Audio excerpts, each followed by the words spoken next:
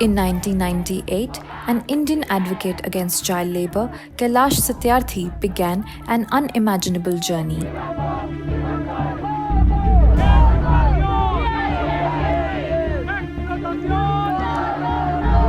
Starting out from Philippines, he walked around the world for 80,000 kilometers, mobilizing 15 million people to join his call to end child labor and promote education for all.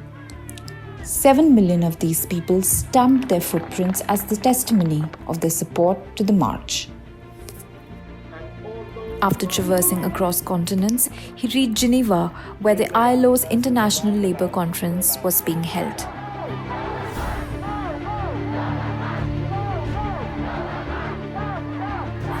It was for the first time that ILO opened its doors to the civil society and gave a warm welcome to the marchers.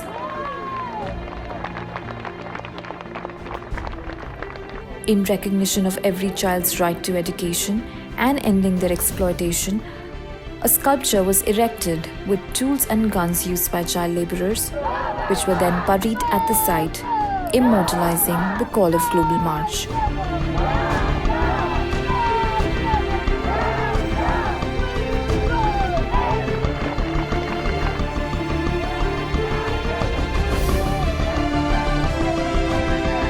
With great hope and with a sense of achievement, the marchers were warmly welcomed inside the International Labour Conference Hall, where, along with the former victims of child exploitation, Kailash Satyarthi called upon the governments, employers, and workers to take a pledge against child labour and adopt an international law against it.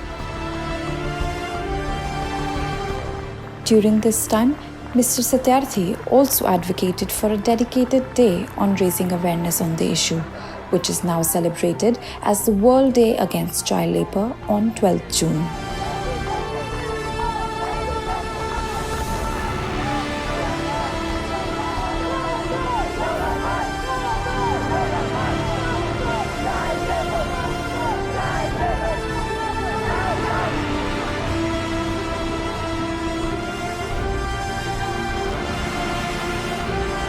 Mr. President, today may be the last day of our long marches from 5 different continents to Geneva. But it is not the end. This is the beginning of a bigger journey. Those who involved in the march cannot say goodbye to each other, and we are not going to do so. We will go forward together hand in hand for a bigger movement, the global movement against child labor.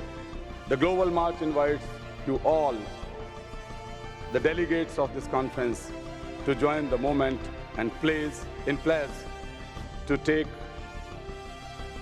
and make this world, this planet, free of child labor, and to bring a dawn where each single child would be in schools, would be in playgrounds.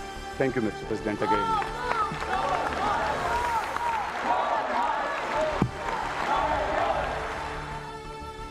Global March made the world recognize the existence of child labour and the need to bring justice to all vulnerable children, an issue which was long ignored and denied.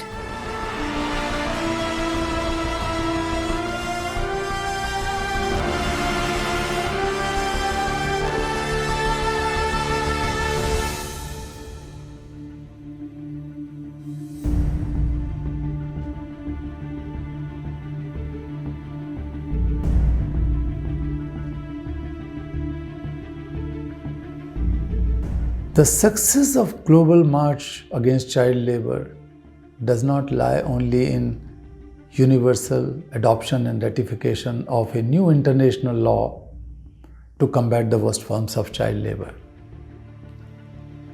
or building a worldwide movement, the largest ever movement. For me, the biggest success is that we have made the most marginalized children of the world visible and heard. Nobody can ignore their voice, nobody can ignore their issues now. But as we know, that dozens of millions of children are still enslaved and still working as child laborers. Even if one single child is in danger, the world is not safe. If one single child is in slavery, we can't call ourselves free. And therefore, my march is not over. I am marching, and I call upon you to march with me for restoration of childhood, freedom, and education of every single child.